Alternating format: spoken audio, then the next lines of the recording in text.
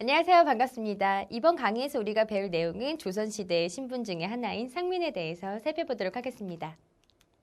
자, 여러분, 우리 이 시간에는 상민의 구성에 대해서 함께 살펴보도록 할 겁니다. 상민이라는 것은 조선의 양인 중에서 양반, 중인, 상민, 세 번째 계층에 해당하는 사람들이죠. 일반적으로 여러분들이 사극에서 연상을 해보신다면 일반적인 백성을 연상해 주시면 상민이라는 것을 이해하실 수 있을 텐데요. 이 상민이라는 것 자체가 일반적인 평범한 사람이라는 뜻입니다. 자, 그럼 어떻게 구성이 되어 있는지 그 내용을 정리해 볼까요? 조선시대 상민은 크게 세 가지 계층으로 구성이 되죠. 농업을 짓는 사람을 우리가 농민이라고 합니다. 물건을 만드는 사람들을 물건은 손으로 만들잖아요. 그래서 수공업자라고 표현하죠. 마지막으로 이 만들어진 물건을 필요한 사람에게 또는 물건을 팔고 싶은 사람과 물건을 사고 싶은 사람을 연결해주는 개체, 이 역할을 담당하는 사람이 바로 상인이죠. 이렇게 상민의 구성은 농민, 수공업자, 상인으로 나누어지는데요. 사실은 이 상민이라고 해서 모두 다 같은 급은 아닙니다. 농업을 가장 우선시했던 조선에서는 농민이 가장 높은 지위를 차지했고요. 상인이 가장 낮은 지위를 차지할 정도로 이들 간에도 약간의 격차가 있었답니다. 자, 그렇다면 상민들은 공통적으로 어떤 특징을 가지고 있었을까요? 한 가지 중요한 포인트는 법적으로 이들은 양인이죠. 양인은 법적으로는 뭐가 응시할 수 있었죠? 과거 시험에 응시가 가능하죠. 과거에 응시가 가능합니다. 그러나 실질적으로는 일반적인 상민은 과거 시험에 응시하기가 어려웠습니다. 왜 그랬을까요? 생업에 종사하거든요. 먹고 사는 문제가 너무 시급하기 때문에 교육에 투자할 수 있는 경제적인, 정신적인 여유가 없는 거예요. 그래서 실질적으로는 생업에 종사하기 때문에 과거 응시가 불가능했죠.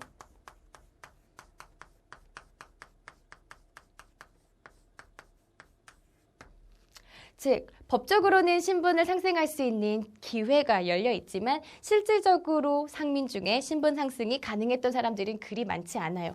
그럼에도 불구하고 완전 불가능했던 건 아니에요. 만약에 전쟁이 일어났습니다. 이 전쟁에서 내가 목숨을 걸고 나라에 큰 공을 세웠다면 이 공이 인정받은 상민들은 일부 신분이 상승되기도 하였어요. 자, 하나만 더 해볼게요. 이 상민은 자유를 갖고 있는 자유민입니다. 자유라는 것은 권리죠. 여러분들 알다시피 권리가 있으면 그와 동시에 의무를 가지고 있는 것. 이 두 개 관계는 함께 실과 바늘처럼 연결돼서 이어져 나가는데요. 마찬가지로 상민은 자유민이지만 그들이 나라에 부과해야 되는 일정한 의무를 가지고 있었어요. 어떤 의무일까요? 세금을 납부하는 조세. 조세라는 것은 토지를 가지고 있는 쌀의 수확량에 따라서 내는 세금을 이야기합니다. 자, 공납이 있었죠. 자, 공납은 그 지역의 특산물로 납부하는 세금이고요. 마지막 역이라는 게 있네요. 역이라는 것은 군역과 그리고 부역을 포함하는 건데요. 군역이라는 것은 일정 연령 이상의 남자가 국가에게 군사의 의무를 제공하는 것을 이야기하고요. 부역이라는 것은요. 나라에 중요한 공사가 있을 때 노동력을 제공하는 것을 이야기한답니다. 이와 같은 의무를 가지고 있었던 계층들이 바로 상민이다라는 것을 놓치지 말고 정리해 주세요. 이해가 되시나요? 좋아요. 자, 여러분. 자, 그렇다면 이번 시간에 우리는 상민의 생활 모습에 대해서 조금만 더 구체적으로 살펴볼게요. 선생님은 여러분들에게 농민, 상인, 그리고 수공업자의 생활 모습을 하나씩 따로 떼어서 설명해 드리겠습니다. 가장 먼저 우리가 생각해 볼 계층은 바로 농민이죠.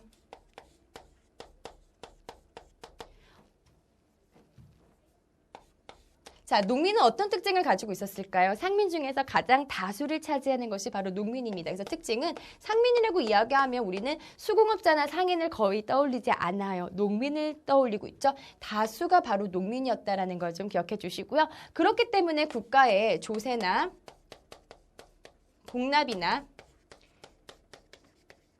역의 의무를 가장 크게 가지고 있었던 사람들도 바로 이 농민이에요. 하나만 더 볼게요. 이 농민은 사실 자유민입니다. 자신의 땅을 가지고 자신이 직접 농사를 지을 수 있었으나 일정 시기가 지나면서 농민 중에서 몰락하는 농민들이 발생하기 시작해요. 자기 땅을 잃게 되고 그리고 다른 이의 땅에 들어가서 다른 사람의 농사를 지어주는 소작농으로 전락되는 그런 농민들도 나중에 와서는 상당수 많이 생겨요. 소작농으로 전락되는 경우들도 있었다라고 좀 정리해 볼게요. 자, 두 번째로 살펴볼 계층은 바로 수공업자입니다. 수공업자를 먼저 볼게요. 수공업자는 선생님이 이런 표현을 설명했습니다. 손으로 물건을 만드는 사람들. 쉽게 생각한다면 물건을 만드는 장인이라고 생각하면 되는데요. 이 사람들은 이제 공장 안에 등록돼서 국가에서 따로 관리하는 사람들입니다. 조선 초기에는 나라에 속한 수공업만 할 수가 있었어요. 관영 수공업이라고 표현할게요. 국가 기관에 속해서